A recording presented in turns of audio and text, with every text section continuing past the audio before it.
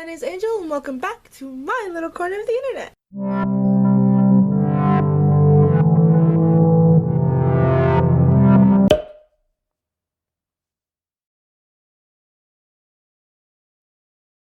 Hello, I look like Todoroki now. Took out the blue braids, replaced them with red and silver. For those of you who don't know what I'm referencing, I look like a character from My Hero Academia. I'm also filming in a different location, I forgot that. As I'm filming this video, we're currently still on lockdown because of COVID-19. I don't know when this video is going up, so we might be way past quarantine by then, but I'm filming it in my bedroom at home because my school semester got cut short and they all sent us back to our rooms. But I got my stuff back from school now, so I have my lights up. So, this semester, I took a class called Korean Society Through Contemporary Films, or something along those lines. What it was about was mostly looking at like modern day South Korea through different films. I won't talk about most of them on this channel because a lot of them were kind of grim. South Korea as we know it today has only existed for about 70 years. Crazy, right? Yeah, I'm going to talk about one of the movies we watched in that class called My Sassy Girl. For context, our main character, or the female main character in this movie, is meant to represent our eccentric main character trope that is very popular in K-dramas and movies. You've seen it a lot, I'm sure, if you watch any of them. This is the main character who's like more on the boyish side behavior-wise. Usually kind of rougher, a little bit more outspoken than is traditional in Korean society. Sometimes wears clothes that are not traditionally feminine or doesn't have a typically feminine figure, like doesn't wear makeup, that kind of thing. I would just like to point out that I hate the girl in My Sassy Girl. She's insane. I read a chapter on it for my class, like about the movie and about the trope that she was supposed to represent and how awfully she does it, and I thought that the author was being dramatic because she calls the main character hysterical, and I was like, well, that seems like a lot. But homegirl is insane. Sorry about all the extra information. Let's get into the actual video.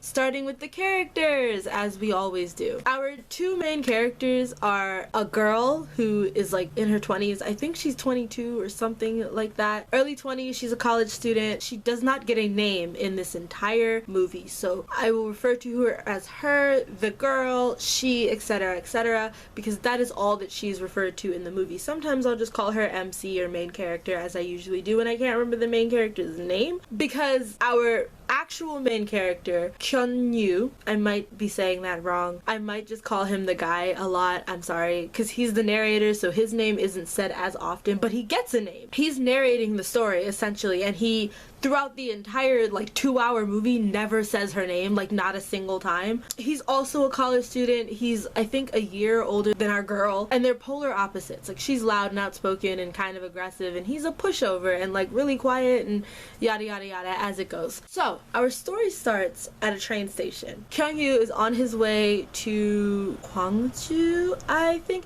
He's going to visit his aunt who lives somewhere, and the main character is standing at the edge of the platform, you know, the yellow line that you're not supposed to cross. She's standing on it, leaning forward, and he like sees her and he's like, oh, well, yikes. And a train starts coming, and so he grabs her arm and like yeets her back so that she doesn't get decapitated by the train. Then they get on the train and they stand at opposite sides of the train car, and he's like looking at her and internal monologuing, making comments that nobody asked him to make.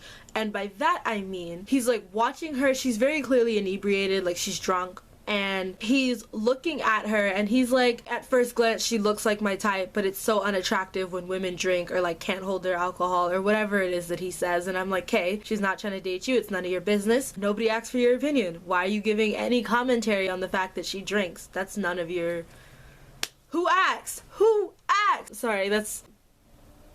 So, she's standing, there's a young guy sitting in the seat in front of her, and then an older man gets on the train at a different station, and he stands in front of the younger guy, and so she starts yelling at the younger guy to give up his seat for the older man because he's being disrespectful. The two of them argue back and forth, but the young man eventually decides that it's not worth it to fight with her, and so he gets up, and the older man thanks her and sits down in the seat. And then the girl throws up. Like, not right away. There's like a sequence where she's standing there and like trying not to puke, but she does, and instead of, you know, I don't know, moving, she pukes onto the old man. Now luckily it wasn't like bile and stuff like that. It was kind of just ramen noodles and like liquid, like clear liquid, so probably alcohol. I don't know, it doesn't matter. Point is, it wasn't like disgusting digested food. Still, regurgitated ramen wasn't cute to look at. I'm not gonna talk about this scene very much. She throws up on him. He's wearing a toupee, so he takes it off, and then she throws up again on his bald head. And then she looks at Kyunyu, our narrator, and she like calls him by some sort of pet name, I believe Honey or something, and then she passes out. And the old man is like, excuse you, take care of your girlfriend, what are you doing? He's like, I don't know this woman. But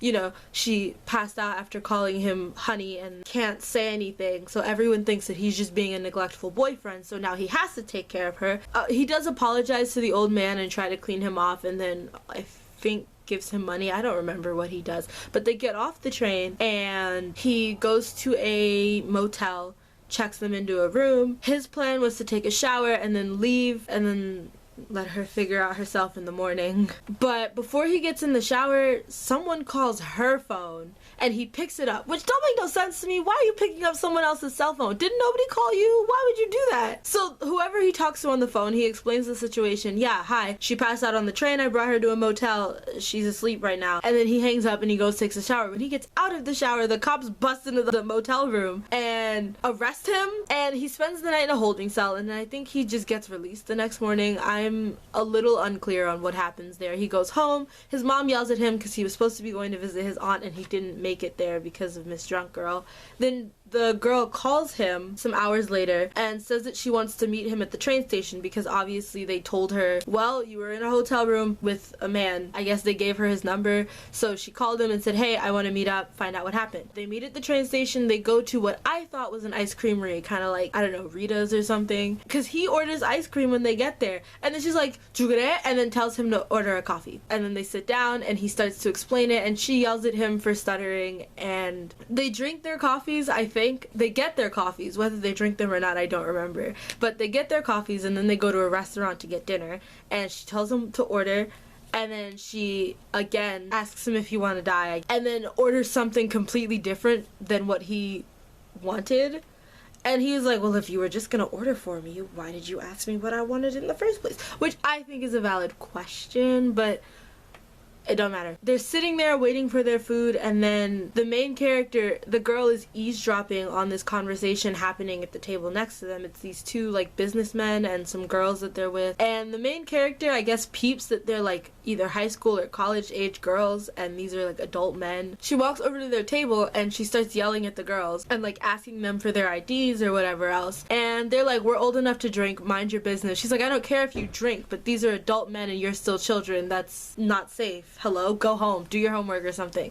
Essentially, she yells at them until the girls eventually get up and leave. The businessmen chase after them, I think, and then we never see them again. And the main character goes back to her table, starts drinking. She literally doesn't finish the bottle before she passes out at the table. Like, she's drinking, she starts crying, and then she passes out, and so then he has to carry her to the motel again. And this time, there is no cops called. They just fall asleep, and then that's the end of that. The next morning, they wake up, and they have a short conversation where he informs her that she should be more respectful because he's older than her, because he checked her, like, student ID or something and found out that he was older. She doesn't pay attention to that at all. And that's essentially how they met. The next chunk of the film, because it's divided into 3 parts, like, it's a 3-act structure sort of thing. The next portion of the movie is just several interactions between the two of them, which he like narrates as they happen. She's always loud and obnoxious, always bullying him into doing things he doesn't want to do. There's one scene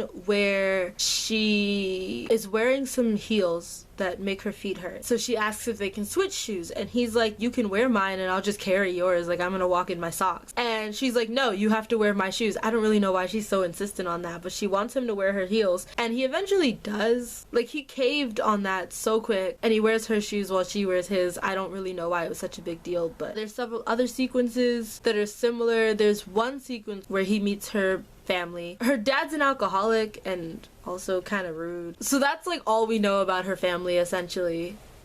And then there's a scene where she goes on a date with someone else that her parents told her to go on, and she tells him to come. I don't really know why she asked him to come, but She asked him to come to the location where she was having the date, even though he was also on a date, but he still left his date to go to hers. And when she's in the bathroom, he gives the guy a list of things that he needs to keep in mind if he plans to date her. And when she comes back from the bathroom and the guy she's on a date with tells her about the list that the other guy gave, she runs out of her date to go chase after the guy, because I guess now she's realized she's in love with him.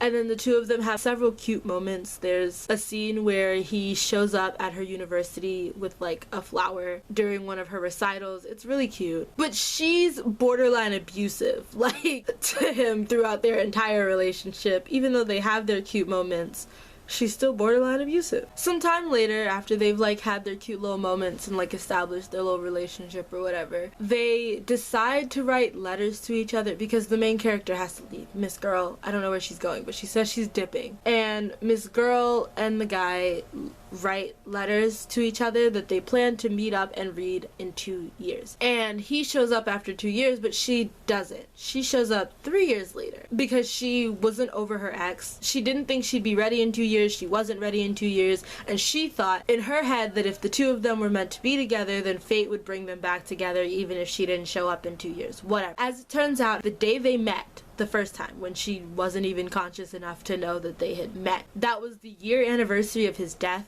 and she was still mourning him, and that is why she was drinking her ass off and like crying so much. Essentially, she didn't know if she was like over him enough to have a relationship with this new guy. And then she comes back 3 years later, has a conversation with a man, like a random old man who's sitting by the tree, who tells her that like it's up to her to create those scenarios. Like, yeah, fate is there to help you, but like fate is only gonna help you so much if you actively burn down bridges that fate creates. And he saw her at a train station as she was getting on the train, but he didn't catch the train in time for her to realize that he was there. We thought that was the end. I was really mad. I was like, so they don't end up together? Like that's how you're gonna end the film? Wrong. The girl was meeting with her ex-boyfriend's mother because I guess they kept in touch after her son died. So the two of them were meeting up for lunch because she'd been gone for 3 years. I think she went to Europe or something, the girl. I don't really know where she was. The two of them were meeting for lunch, and then Kyung-yu shows up at the restaurant because the girl's deceased boyfriend's mom is his aunt that he was supposed to be visiting in the first part of the movie. Essentially, his aunt wanted to set the two of them up the beginning of the movie. His aunt was trying to set him up with a girl. It was her,